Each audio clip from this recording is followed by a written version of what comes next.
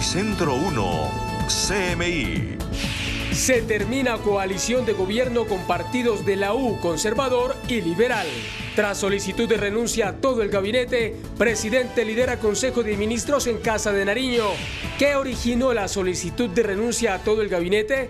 Presidente llama levantamiento campesino. Sobrina de la vicepresidenta Francia Márquez, víctima de bala perdida en Cali. Desalojo en centro comercial de San Andresito. Alerta por presencia de grupos armados en el Magdalena Medio. Luz verde a la integración de Viva Avianca. 22 biciusuarios fallecidos en accidentes de tránsito. Encuentran cuerpo embolsado en Bello, Antioquia. Con Bianca Gambino. Noticia en desarrollo en CMI.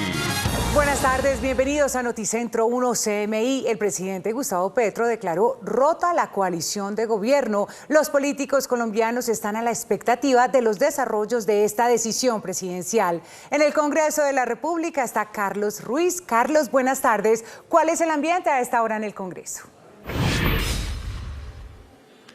Bianca, muy buenas tardes y amigos televidentes. Efectivamente hay mucha incertidumbre, mucho rumor en los pasillos del Congreso de la República después del anuncio del presidente Gustavo Petro de declarar rota la mayoría que había pactado con el liberalismo, el conservatismo y la U para el manejo del gobierno.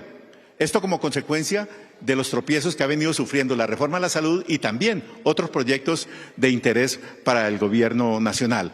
Con estos 4 trinos, el presidente Gustavo Petro anunció la ruptura de la coalición mayoritaria de su gobierno. Las decisiones políticas tomadas hoy demuestran: 1. La invitación a un pacto social para el cambio ha sido rechazada. Quienes se han enriquecido con el uso del dinero público no se han dado cuenta que la sociedad demanda sus derechos y que eso implica el diálogo y el pacto. La coalición política pactada como mayoría ha terminado en el día de hoy por decisión de unos presidentes de partido, alguno de los cuales amenaza a la mayoría de su propia bancada. A pesar del voto mayoritario en las urnas que pide un cambio en Colombia, este se intenta cerrar con la amenaza y el sectarismo. Tal situación nos lleva a un replanteamiento del gobierno. Son las 12 del día, 3 minutos. Aquí está el presidente del Congreso, Roy Barreras, con nosotros desde su oficina en el Capitolio Nacional. ¿Usted está de acuerdo con esta decisión anunciada por el presidente Gustavo Petro de romper la coalición mayoritaria? Los gobiernos y particularmente el Congreso tenemos la obligación de transmitir estabilidad, certidumbre, confianza. Por supuesto, un gobierno debe representar la unidad de la nación. Cualquier anuncio de rupturas, de polarización, de exacerbar pugnacidades no ayuda al cambio que requieren los colombianos. El cambio se hace con las reformas en el Congreso. Yo quiero recordar que el Congreso de Colombia ha cumplido con el cambio. Nosotros aprobamos el Tratado de Escazú, la reforma tributaria para la equidad, la ley antifracking, la jurisdicción agraria, ayer nomás el Estatuto del Campesinado, pero para aprobar las reformas hay que discutirlas de manera tranquila en el diálogo. Invito al diálogo, a la moderación y a la sensatez. Que esta crisis no se convierta en pugnacidad en las calles, porque eso no le da soluciones a nadie. Mejor dicho, ¿no está de acuerdo? No, yo creo que hay que preservar. Cualquier gobierno necesita 2 pilares. Necesita favorabilidad y necesita gobernabilidad. Si eso se deteriora, los gobiernos pierden capacidad de hacer el cambio. La palabra clave es la transición. No se pueden imponer los cambios y no puede gobernarse para sectores solamente radicales o parciales, sino para los 50 millones de colombianos. Ese es mi llamado: moderación a todos. Moderación también a la oposición, moderación al gobierno, moderación a nosotros en el Congreso, tranquilidad. Aprobar las reformas que el pueblo colombiano necesita se hace en el Congreso. El pueblo necesita soluciones y no polarizaciones. Un tema final. Usted, que fue uno de los promotores de esta coalición mayoritaria, ¿cómo cree que puede salir el presidente de esta situación y cómo cree que los partidos pueden colaborar realmente en el Congreso de la República con las reformas si está rota la coalición? A través del diálogo tranquilo. Yo creo que hay que reconstruir ese propósito de unidad nacional. Nosotros ganamos la elección, el pacto histórico, lo que nos incluye a nosotros, a quienes tenemos origen liberal, de centro, independiente. Recorrimos el país con el presidente Petro y ganamos en una coalición que es de centro-izquierda.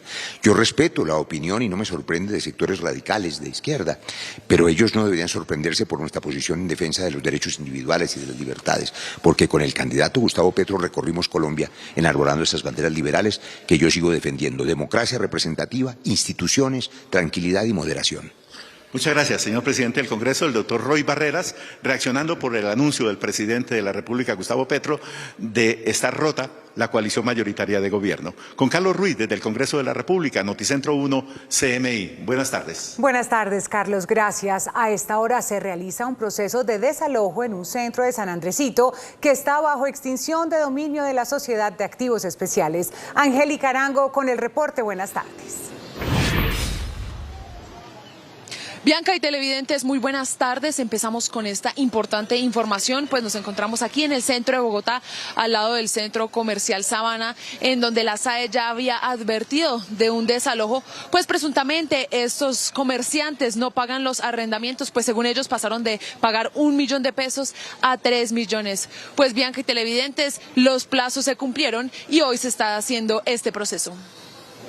Después de 10 días, tal como lo advirtió la SAE, empezó el proceso de desalojo de los comerciantes en el centro comercial Sabana de Bogotá. Todo esto se debe a que, según las autoridades, los comerciantes no estarían cumpliendo con el pago de los arrendamientos y presuntamente habrían irregularidades en los establecimientos. En la diligencia primera se pudo demostrar en cuanto al abogado o los defensores que no estaba legal la acción para hacer la primera diligencia, y ahora parece que también está la diligencia, como se dice, en transcurso y todavía no han definido. Entonces es por un lado como alentador para nosotros como comerciantes poder seguir trabajando y que haya una respuesta en beneficio de todos los comerciantes. En medio de este proceso, la Personería de Bogotá se hizo presente. En este centro comercial hay más de 1000 familias que están a la espera de su futuro económico y de las decisiones que tome la SAE. Cambiamos de tema porque la Policía Metropolitana de Bogotá destruyó alrededor de 72.000 dosis de estupefacientes que habrían sido recolectadas en los últimos 6 meses.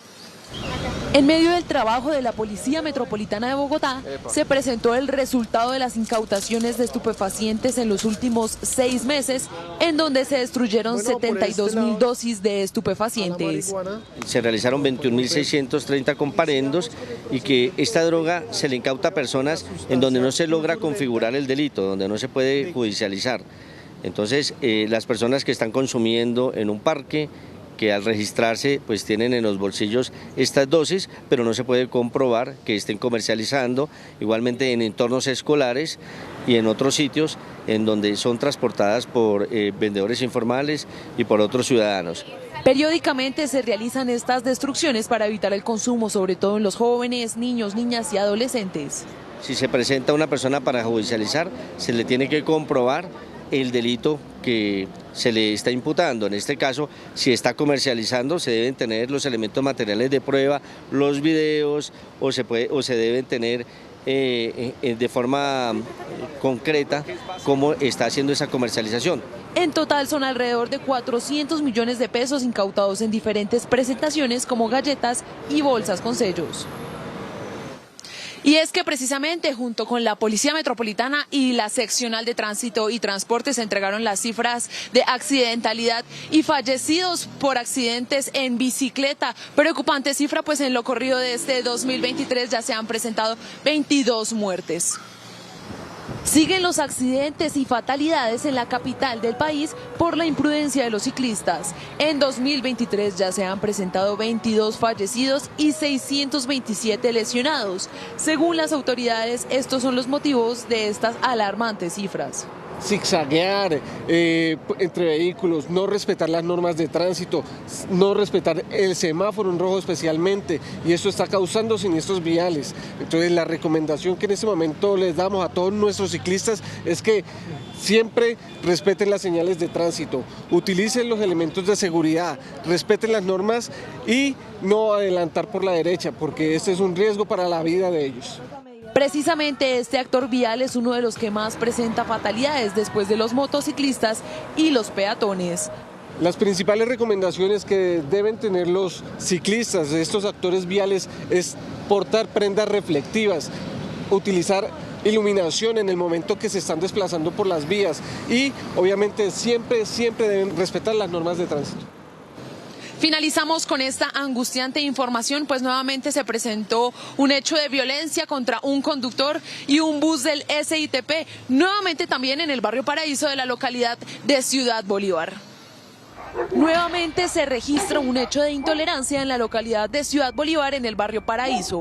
En video quedó registrado el momento en el que un hombre destruyó a palazos un bus del SITP. Presuntamente el pasajero ingresó de manera normal al bus, pero terminó discutiendo con el conductor, bajándose del vehículo y tomando un palo con el que atacó el SITP, abollando la carrocería y rompiendo las ventanas. Hace solo unos días se había presentado un ataque en este mismo barrio, luego de que un conductor presuntamente habría arrollado a una mujer, lo cual provocó la ira de la familia y de la comunidad, que atacaron al conductor y vandalizaron el SITP. Bianca y televidentes, desde el centro de Bogotá me despido. Angélica María Arango, Noticentro 1, CMI. Muchas gracias, Angélica. Estremecedor crimen en Antioquia. Un menor de 14 años fue asesinado y su cuerpo apareció en una vía envuelto en sábanas. Su madre le dijo a Noticentro 1 CMI que el joven estuvo en riesgo de ser reclutado por un grupo delincuencial. Hernán Muñoz con la historia. Buenas tardes, Hernán. Bianca, ¿qué tal? Buenas tardes para usted y para todos los televidentes. El menor de 14 años apareció abandonado en una vía de Bello en Antioquia y envuelto en sábanas. Esta mañana hablamos con su mamá en medio del sepelio y dijo que en varias oportunidades el menor estuvo en riesgo de ser reclutado por un grupo armado. Janfreider Durango se acostó a descansar, pero al amanecer del domingo su familia no lo encontró en la habitación. Ese día comenzó la desesperada búsqueda del menor. Yo hablé con él, yo le dije, papi, ¿cómo está? Si le está haciendo caso al papá. Me dijo, sí, papi, yo le estoy haciendo caso. Mi papá se está manejando bien, sí, todo contento, pues, estaba manejando. Y yo, bueno, pues, papi, maneje bien, yo lo amo mucho, lo quiero mucho. La última vez fue visto en el barrio Santo Domingo, La Torre de Medellín. El cuerpo del menor de 14 años fue hallado en una vía de Bello, Antioquia, envuelto en sábanas. Su madre, triste, impotente y desconsolada, le confesó a Noticentro 1 CMI que su hijo estuvo en riesgo de ser reclutado por un grupo delincuencial. Él decía que es que me están diciendo que un muchacho me está diciendo que trabaje, que me meta a la banda con ellos.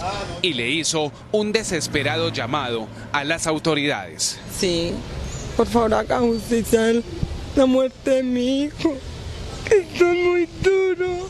El comandante de la Policía Metropolitana dijo que continúa la investigación para esclarecer el crimen del menor. Estamos con toda la trazabilidad, pero que en estos momentos pues esa investigación la tiene el CTI para establecer realmente cuáles fueron las causas de su muerte. El gobernador de Antioquia, Aníbal Gaviria, también reaccionó al crimen. En muchas ocasiones los que matan son niños de 14, 15, 18, 20 años.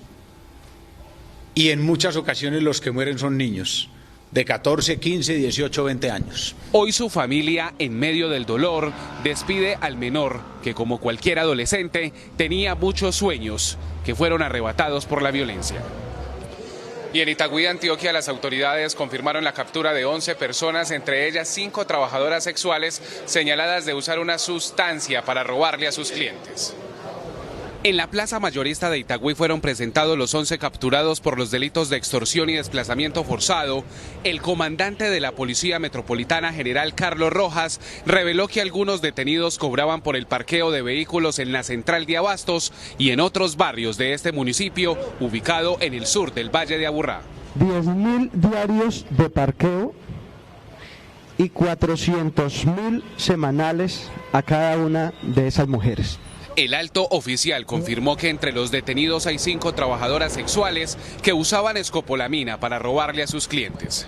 Estaban utilizando unas dosis fuertes, escopolamina, para poder precisamente engañar a los ciudadanos y de esta manera quedarse con sus pertenencias. El secretario de Seguridad de Itagüí, Rafael Otálvaro, le envió un mensaje a los delincuentes que siguen creando temor en los comerciantes.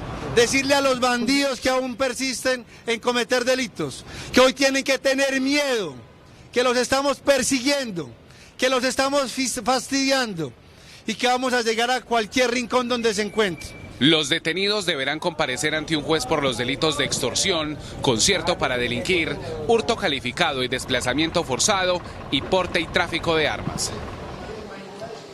Y en la ciudad continúa la búsqueda de un ciudadano sueco que desapareció el pasado 15 de abril, es decir, hace 11 días, aquí en la capital de Antioquia. Se trata de Aref Poimisain, quien al parecer se encontraba en el sur de la ciudad cuando fue reportada su desaparición. Desde la Policía Metropolitana también se ha dicho que también se están sumando esfuerzos para la búsqueda, pero el caso en este momento está a cargo de la Fiscalía General de la Nación. Con esta información nos despedimos desde la capital de Antioquia. Hernán Muñoz, Noticentro 1 CMI. En Cali, una sobrina de la vicepresidenta Francia Márquez fue víctima de una bala perdida en medio de un ataque sicarial. Valentina Villegas, buenas tardes. ¿Cómo fueron los hechos? Buenas tardes, Bianca y televidentes. En la clínica Versalles de aquí de la capital del Valle se encuentra Karen Vanessa Márquez, de 17 años, sobrina de la vicepresidenta Francia Márquez, quien fue impactada por una bala perdida en medio de un enfrentamiento entre bandas delincuenciales conocidas como El Hueco y África. La joven se encontraba muy cerca a su casa en el barrio El Retiro, en el oriente de Cali, en compañía de un amigo. Al parecer, este enfrentamiento entre bandas delincuenciales se habría presentado por las llamadas fronteras invisibles. En medio del enfrentamiento también resultó levemente herido otro joven de 22 años. Por su parte, el estado de salud de la sobrina de la vicepresidenta afortunadamente es estable. Las autoridades están ofreciendo una recompensa de 20 millones de pesos por información que conduzca a la captura de los responsables. Y en otra información, en las últimas horas, la Policía Metropolitana de Cali logró la captura de un hombre que simulaba ser un habitante sin techo para hurtar establecimientos comerciales. Sus huellas digitales lo delataron. Mediante un arduo trabajo de indagación articulado, fue capturado alias Casper a través de una orden judicial por el delito de hurto calificado y agravado. Un hombre que se hacía pasar por habitante sin techo para cometer hurtos a establecimientos de comercio donde forzaba las puertas o ventanas del local comercial. En el mes de octubre se registró un hurto a un local comercial. En el conocimiento de este caso por parte de Policía Judicial y en el despliegue de las actividades que se desarrollaron allí en el lugar de los hechos por parte de los técnicos, específicamente de dactiloscopia, se logró recolectar unos fragmentos de huellas que permitieron precisamente en análisis realizados en bases de datos lograr coincidencias con una persona indiciada que llevó precisamente a la judicialización de un individuo conocido con el alias de Casper. El delincuente estaría vinculado en otros 3 casos de hurto en los que ingresó de manera violenta a los establecimientos de comercio, logrando llevarse consigo computadores, celulares, cámaras fotográficas y dinero en efectivo, avaluados en 77 millones de pesos. El capturado fue dejado a disposición de un juez de control de garantías que le impuso medida de aseguramiento intramural por el delito de hurto calificado y agravado. Alias Casper registra también antecedentes por hurto calificado y agravado por hechos presentados en el año 2010 y ya pagó una condena de 10 años en la cárcel. Y cambiando de tema, miles de estudiantes en instituciones de la capital del Valle se encuentran en un peligro excesivo por entornos violentos alrededor de sus instituciones educativas. Las autoridades demuestran su preocupación. Más de 3.700 estudiantes de 3 colegios del oriente de Cali están en máximo riesgo por entornos violentos. Las pandillas y sus barreras invisibles, consumo de drogas y hurtos son la constante alrededor de estas instituciones educativas, situación que preocupa a los padres de familia que están en busca de ayuda. La seguridad por fuera de la institución, la falta de acompañamiento por parte de la policía. Hay estudiantes nuestros que se ven amenazados por personas externas a la institución y nos hace falta también ese acompañamiento por parte de la policía. Las cifras son alarmantes. En al menos 20 de 91 instituciones educativas de Cali se presentan a diario entornos de riesgo que afectan el buen desarrollo y la integridad de los estudiantes.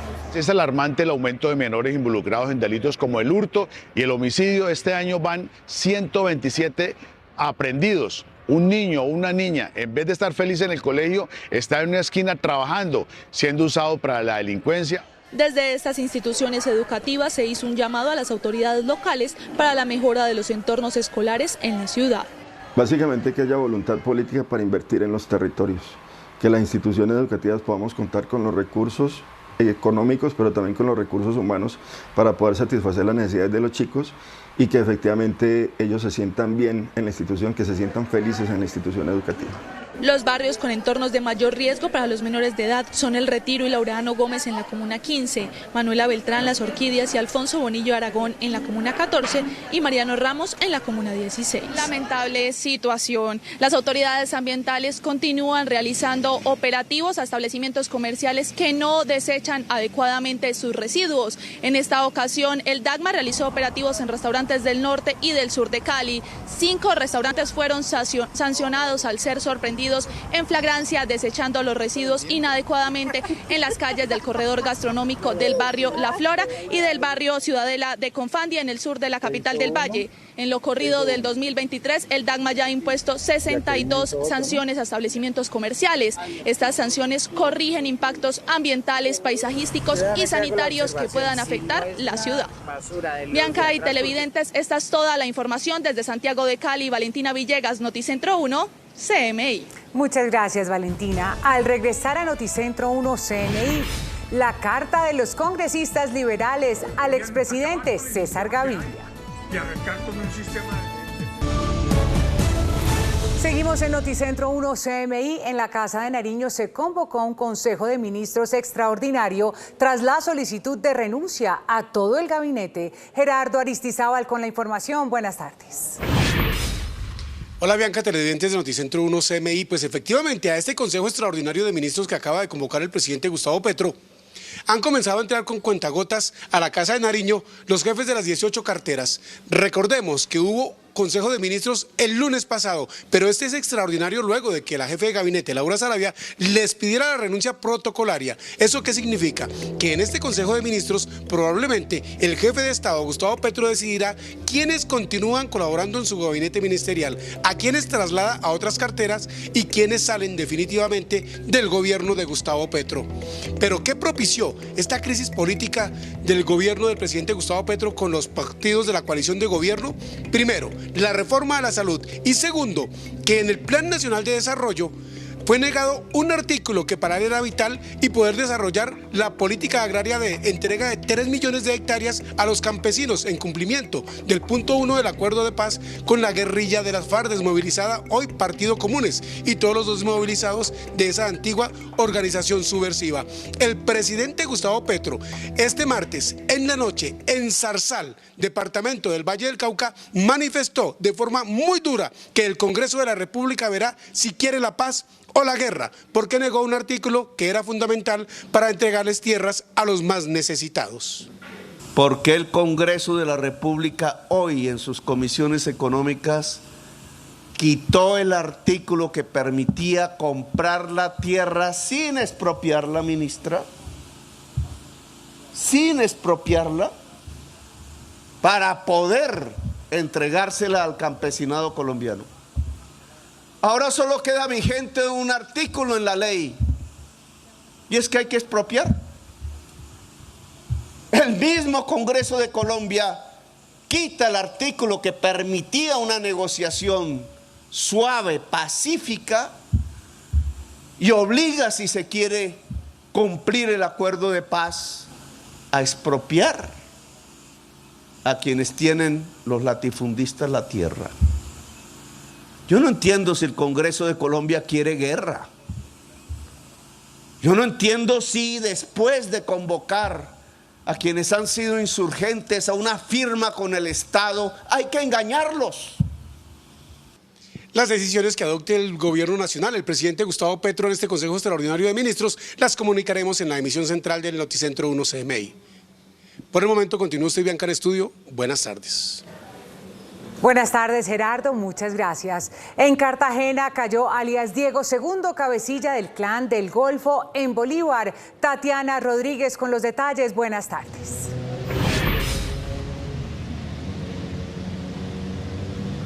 Bianca, televidentes, muy buenas tardes. Alias Diego era el determinador de los homicidios, el desplazamiento forzado, la minería ilegal y la extorsión en los municipios del sur del departamento de Bolívar. Tenía a su cargo 120 hombres. Jamir Vélez, alias Diego, con 8 años haciendo parte del Clan del Golfo, se desempeñó primero como cabecilla de zona en el municipio de Tiquicio y posteriormente pasó como segundo al mando de la estructura criminal en el departamento de Bolívar, teniendo a cargo 120 hombres denominados cabecillas de zona. Por su accionar criminal, por su capacidad, habría asumido el año pasado, en el año 2022, en reemplazo de su antecesor, quien también ya había sido capturado por la Policía Nacional. Alias Diego era el determinador de sicariatos, extorsión, minería ilegal y desplazamiento forzado en el sur del departamento. Ellos estaban buscando presuntamente generar una expansión hacia la zona momposina. Su accionar más fuerte criminal era especialmente en el sur de Bolívar y en la región de Las Loas. Este peligroso criminal fue capturado junto a 3 personas más sobre la vía que conduce del municipio de Mompox a Talaigua Nuevo. Durante el procedimiento fue incautada un arma de fuego tipo pistola, 14 cartuchos, un celular y documentos como inventarios de armamento, movilidad y listados de nómina. Y en las últimas horas, un juez de control de garantías legalizó la captura, imputó cargos y envió a estas 4 personas tras las rejas. Por ahora es toda la información desde Cartagena.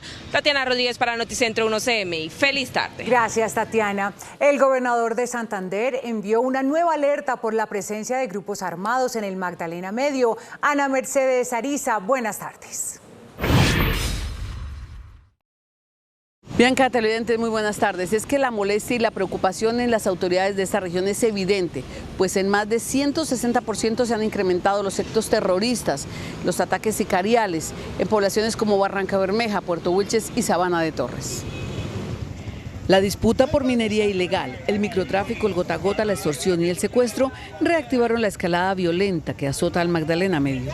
La reaparición del Clan del Golfo, los frentes de guerra nororiental del ELN, las autodefensas gaitanistas y bandas delincuenciales han cobrado más de 120 muertos en lo corrido del año.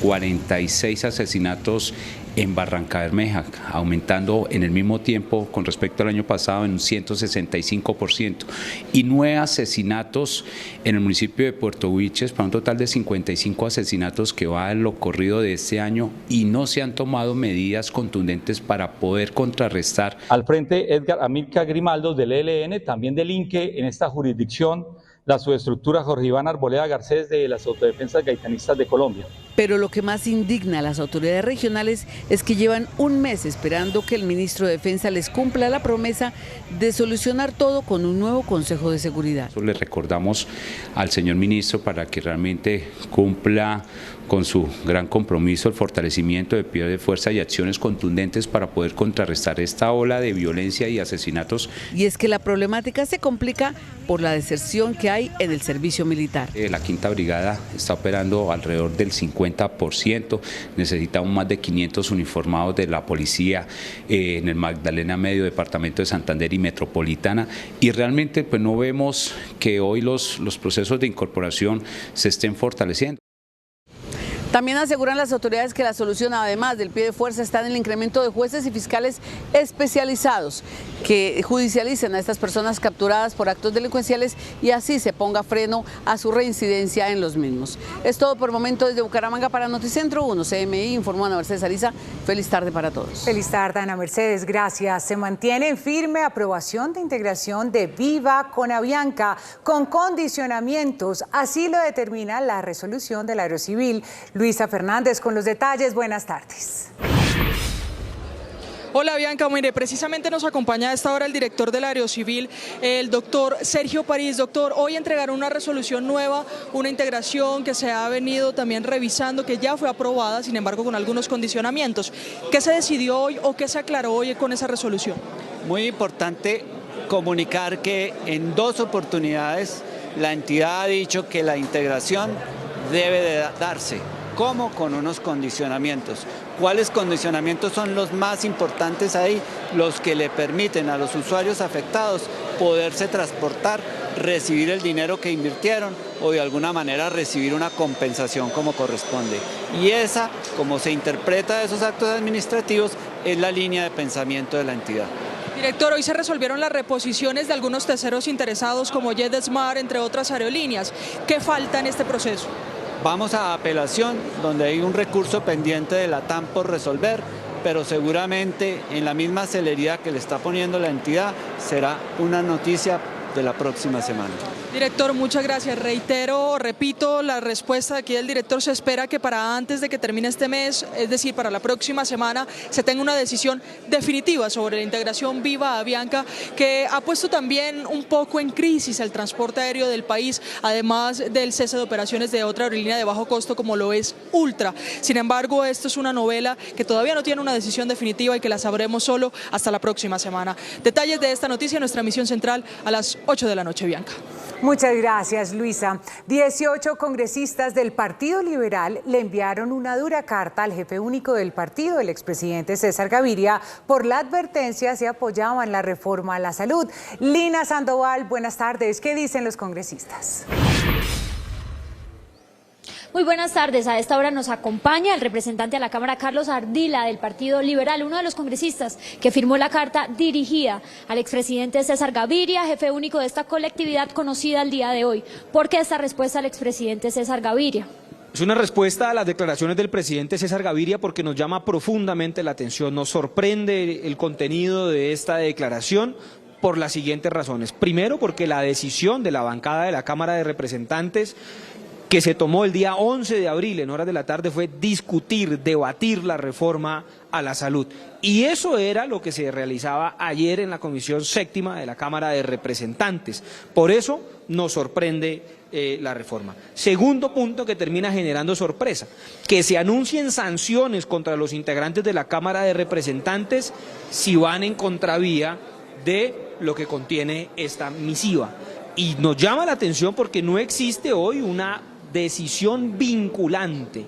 No se ha votado en la bancada de la Cámara de Representantes si la reforma a la salud tendrá un voto positivo o un voto negativo. Y finalmente, este es un tema que está regulado en los estatutos del partido y también en la ley de bancadas. Eso no se ha hecho. Y llama profundamente la atención, que es lo que genera preocupación al interior de la Cámara de Representantes, que se insinúen ya responsabilidades penales y que terminen matriculando a gran parte de la bancada liberal en el Código Penal. Esto nos motiva a responder el comunicado del presidente Gaviria a estas declaraciones y pedirle de manera atenta y respetuosa que se convoque a una bancada para de manera oficial aclarar la situación. Decisión que, por supuesto, deberá contar con todos los requerimientos de ley y también con la participación de la bancada de la Cámara de Representantes.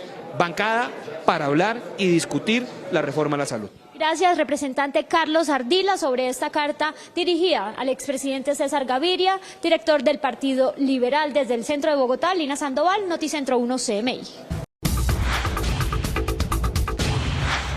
El mandatario ucraniano Volodymyr Zelensky dialogó con el presidente chino Xi Jinping sobre la invasión rusa a Ucrania. El líder chino manifestó estar del lado de la paz y la negociación.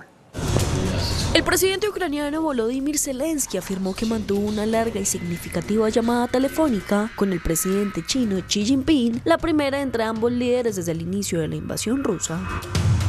Xi Jinping dijo a Zelensky que China siempre ha estado del lado de la paz e hizo un llamado a la negociación. El líder chino también le comunicó a su homólogo ucraniano que China enviará un representante gubernamental especial para asuntos euroasiáticos a visitar Ucrania y otros países con el propósito de llevar a cabo una comunicación profunda con todas las partes sobre una solución política a la crisis. El mandatario asiático explicó a Zelensky que el respeto a la soberanía e integridad territorial es la base política de las relaciones entre Pekín y Kiev y le transmitió su voluntad de promover el desarrollo de la asociación estratégica entre los dos países. Una nueva acusación de la justicia rusa pretende encarcelar por 35 años a Alexei Navalny, máximo opositor del presidente Vladimir Putin.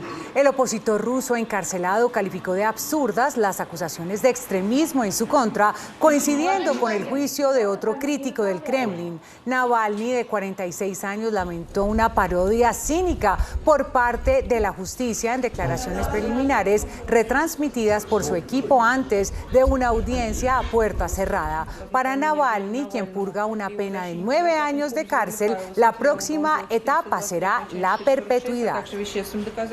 Rusia aumentó las tensiones con Occidente tras el más reciente incidente en el noreste de Europa, que involucró a 3 de sus aviones militares de reconocimiento sin señal de transpondedor, los cuales fueron interceptados por cazas de la Fuerza Aérea Alemana y Británica cuando estos se encontraban sobrevolando en el espacio aéreo internacional sobre el mar Báltico, el cual es protegido por los aliados de la OTAN desde 2004.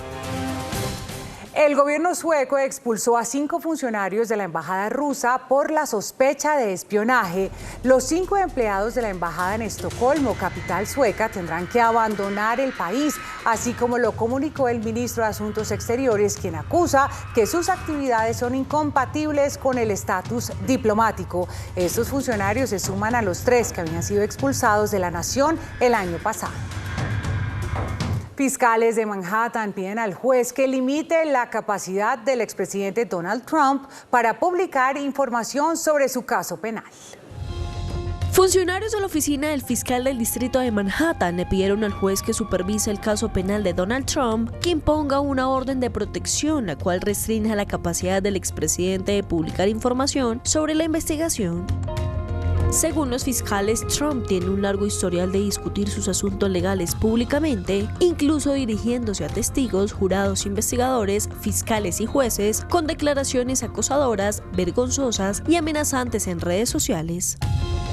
Al solicitar la orden de protección, citaron algunos de los ataques anteriores del exmandatario a testigos que llegaron a pronunciarse en su contra, incluido su exabogado personal, Michael Cohen. Los funcionarios le pidieron al juez que ordene que Trump solo puede ver cierto material entregado por los fiscales en presencia de su abogado defensor y que no le permita copiar material designado como material de difusión limitada.